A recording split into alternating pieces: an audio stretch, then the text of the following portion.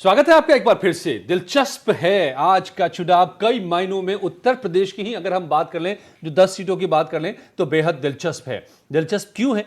क्योंकि आज की लड़ाई में जहां एक तरफ अखिलेश खड़े दिखाई दे रहे हैं, तो दूसरी तरफ सीधे मोदी। लड़ाई जो है पिछले चरण की बात करें तो माया वर्सेस मोदी की लड़ाई थी, क्योंकि वहां पर ज्यादातर सीटों पर मायावती की पार्टी के उम्मीदवार थे। लेकिन इस बार अखिलेश की पार्टी के हैं।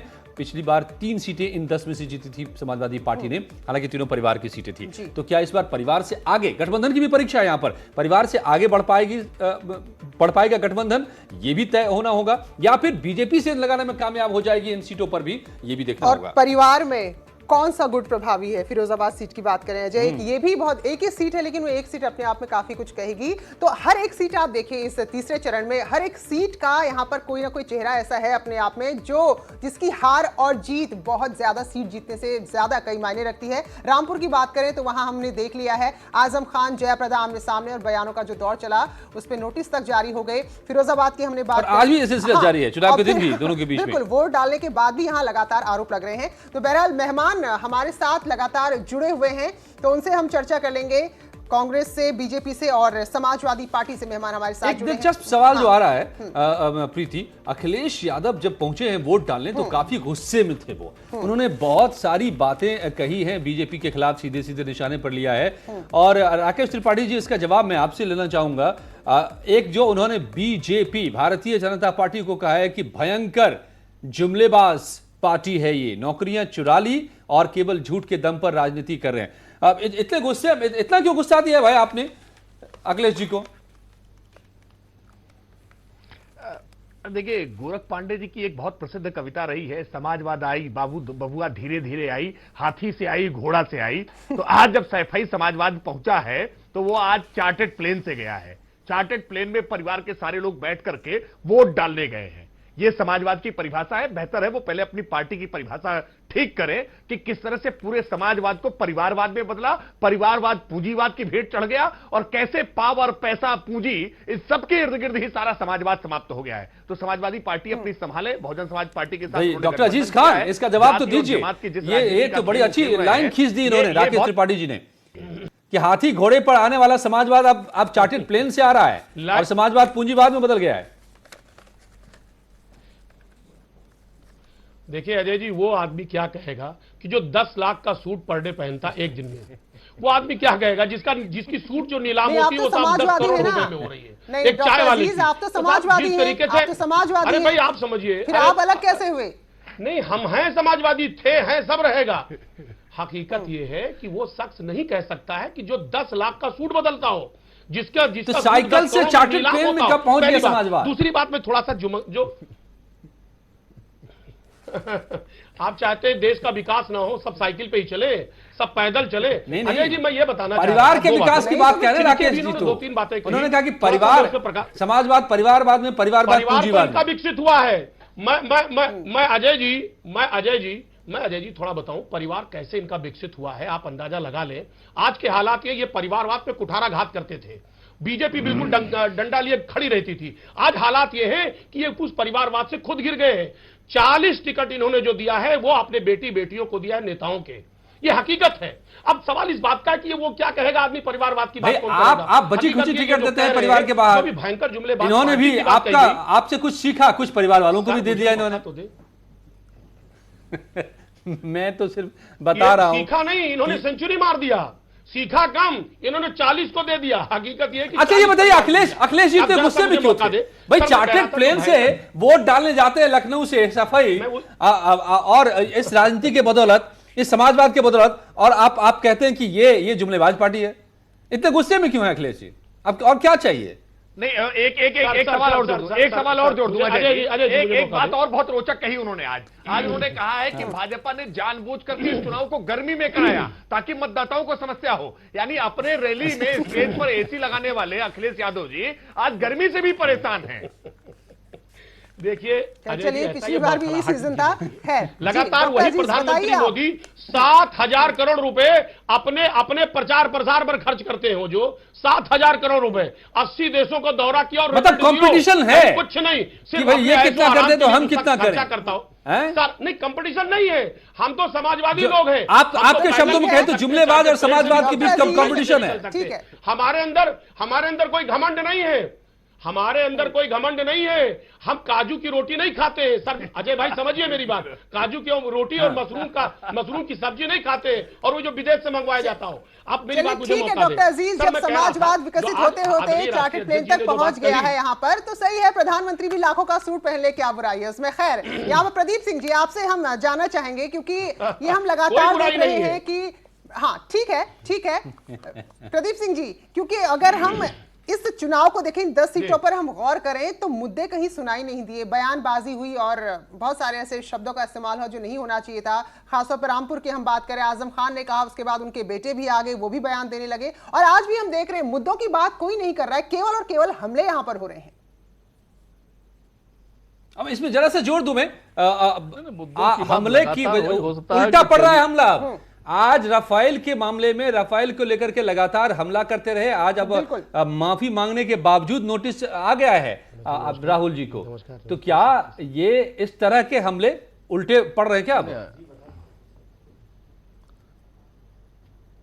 प्रदीप जी अजय आपने सुना सवाल हमारा? लगातार मुद्दों पर ही चुनाव होता रहा। हो सकता है टेलीविजनों की टैगलाइन ना बन पा रही हो, लेकिन चुनाव इन 10 सीटों पर भी मुद्दों पर ही हुआ है। आज जब आप व्यक्तिगत हमलों की बात कर रहे हैं, तो आजम खान की चर्चा तो आपने की, जयप्रदा जी की बयानों की चर्चा भी करनी चाहिए थी। और जब जयप्रदा जी ने ये कहा कि ये कुछ ऐसे दल में मायावती जी हैं जहां पर टेलीस्कोपिक आंखें लगाकर क्या देखते हैं, ये बात जो जयप्रदा जी ने की, ये भी बहुत सम्मानजनक उनके बयान है, इनका भी सम्मान किया जाना चाहिए। और जब राफेल पर चर्चा होती है, तो राफेल पर चर्चा बार बार श्री राहुल गांधी जी तो कह रहे हैं प्रधानमंत्री जी से, आइए बैठते हैं, चर्चा करते हैं। प्रधानमंत्री जी क्यों भागे भागे फिर रहे हैं? प्रधानमंत्री सुप्रीम जी कोर्ट में जो कहा गया है, सर, जब बताया अदालत है जाता ना है कि देश की सबसे समाजवाद ऊंची अवमानना का हेलीकॉप्टर और नोटिस जारी हो चार्टर्ड गया विमान उनको, से जा जिस रहा तरह है, से यहाँ तो पर संदर्भ प्रधानमंत्री देते जी हुए का उन्होंने पदयात्रा बात करते हुए कही। गुजरात नहीं पहुंचे जी। थे। प्रधानमंत्री जी पदयात्रा करते हुए गुजरात नहीं पहुंचे थे। जी जी, तो यहाँ पर जब सुप्रीम कोर्ट का जो गलत संदर्भ देकर प्रस्तुत करते हैं राफेल वाले मुद्दे को, तो उसमें तो नोटिस तक जारी हो गया, तब सुप्रीम कोर्ट से ऊंचा तो कोई नहीं है ना। नहीं, फिर आप देखिए, वो हमारी बहस आज से 4-5 दिन पहले भी हुई थी, और आपने तो यहां तक कह दिया था कि सीधे उन्हें सजा होने जा रही है, और ये बात उस बहस में यहीं पर आई थी। लेकिन मैं फिर ये बात कह रहा हूं कि श्री राहुल गांधी जी अपने बयान पर सही हैं।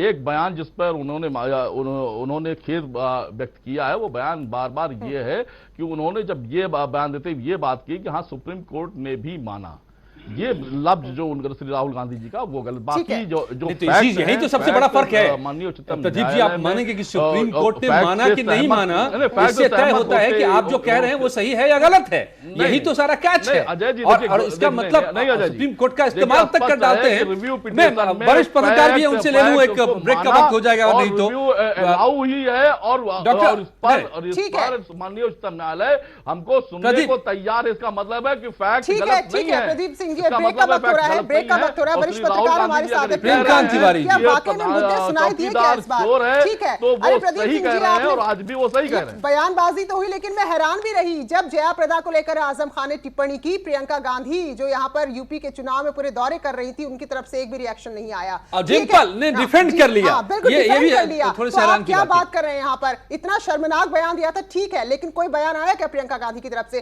ठीक है, प्रेमकांत जी को जी, इसी पर बताइए। जानते हैं कि प्रेमकांत जी, क्या इस चुनाव में चाहे जुमलेबाज कहने की बात हो, हमने तो चाहे रंग बताने की बात हो, या राफेल की बात हो, जो सुप्रीम कोर्ट में जाकर के जो सारी बातें हो रही है, क्या हवाई आरोप प्रत्यारोप ज्यादा होते दिखे, रियल इश्यूज उसमें कहीं पीछे छूटते गए? अजय जी, हमने मुझे तो माँ एक की बात- गालियां सुनी है। सवाल अजय मुझसे जी, हमने तो सवाल- माँ की गालियां सुनी है। सवाल आप मुझसे। बताइए, हिमाचल नहीं, प्रदेश सही के बात है, प्रदेश ये भी अध्यक्ष बात है। कोई भी कहे, मैंने माँ बहन तक भी उतर गए लोग। शब्द कोई भी कहे, उस पर उसे कोई जांच नहीं हम ठहरा। किसी ठीक एक है, की बात ब्रेक नहीं के कर रहे, बाद सबकी बात कर आपके पास ब्रेक के बाद आएंगे। ठीक है, ब्रेक लेना, रमाकांत जी की टिप्पणी ले लेते हैं। प्रदीप जी, ब्रेक के बाद आएंगे। ठीक है प्रदीप जी, उसका समर्थन कोई नहीं कर रहा है। जो बयान गलत है वो गलत है, कोई भी दल दे। ठीक है रमाकांत जी, आपका जवाब देते रहेंगे।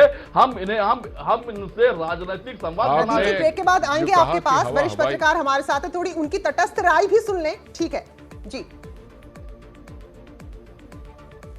कि एक मुझे बात याद आई कि तुम आसमां की बुलंदी से जल्द लौट आना, तुम आसमां की बुलंदी से जल्द लौट आना, हमें जमी के मसाइल पे बात करनी है।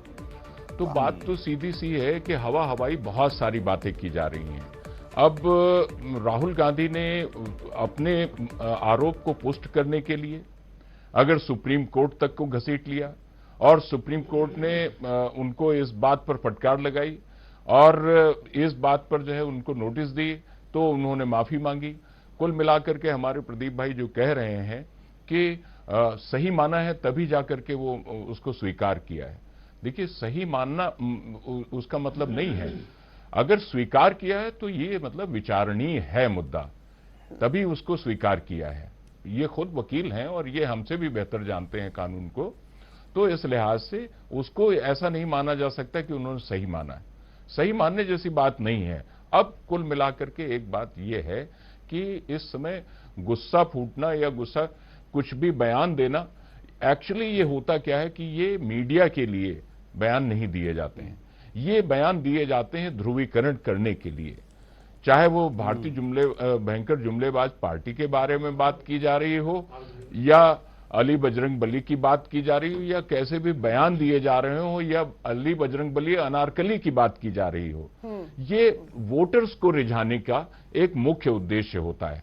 उसके मतलब हम लोग चाहे कुछ भी लगाते हैं, उस पर बातचीत करते हैं, सब कुछ करते हैं, ये मीडिया के लिए नहीं। मीडिया को एक जरिया बनाया जाता है कि मीडिया उस बात को लेकर के प्रचार करती है, उसका संचार करती है और वो बात मतदाताओं तक पहुंचती है और असल में देखा जाए तो मकसद पूरा होता है इन सियासी लोगों का। तो कुल मिलाकर के इस समय जो है वो असली मुद्दे तो अभी असली मुद्दे कहीं न कहीं कम नजर आ रहे हैं, पीछे छूटते नजर आ रहे हैं। प्रीति जी जी, आप डॉक्टर अजीज खान कुछ कहना चाह रहे हैं? 30 सर मैं 30 सेकंड चाह रहा था, मैं जाऊंगा दूसरी जगह। अच्छा, अभी सर 2-3 चीजें लगी है, 2-3 आरोप है, मैं जरा उस पर जल्दी से जवाब दे दूं। जी साहब ये अभी 2014 और 17 का जो आंकड़ा चल रहा था साहब की पिछड़ा आंकड़ा और तमाम तरीके की बातें, मैं इतना क्लियर कर दूं कि 2014 में जो हालात थे, देश को गुमराह किया और तमाम तरीके ख्वाब दिखाया था, उस वोट को भी अगर जोड़ दिया जाए, जबकि वो डाइवर्ट हो गया था उसकी वजह से, उसमें भी हम कहीं ना कहीं हमारा गठबंधन बहुत ज्यादा आगे निकल रहा था। लेकिन अगर 2017 को जोड़ दें तो आज बिल्कुल पूरी तरह से स्पष्ट हो गया है, पूरी तरह से चुनाव क्लियर है। आज मैं आपको बता दे रहा हूं कि आज जो चुनाव हो रहा है उसमें कहीं दूर दूर तक बीजेपी किसी भी परिस्थितियों में फाइट में नहीं है। लेकिन डॉक्टर अजीज, अगर आप अकेले चुनाव लड़ रहे होते ना तो आपके इस बात को, इस जोश को जस्टिफाई कर भी सकते थे। डॉक्टर अजीज, अगर अकेले लड़ रहे होते तो जस्टिफाई कर लेते आपके जोश को। अकेले लड़ने के आप यहाँ पर कहें कि खुद आपने आकलन कर लिया था। उत्तर प्रदेश में जो जनाक्रोश देख रही हैं आप प्रीति जी, जिस तरीके से बगावत है बीजेपी के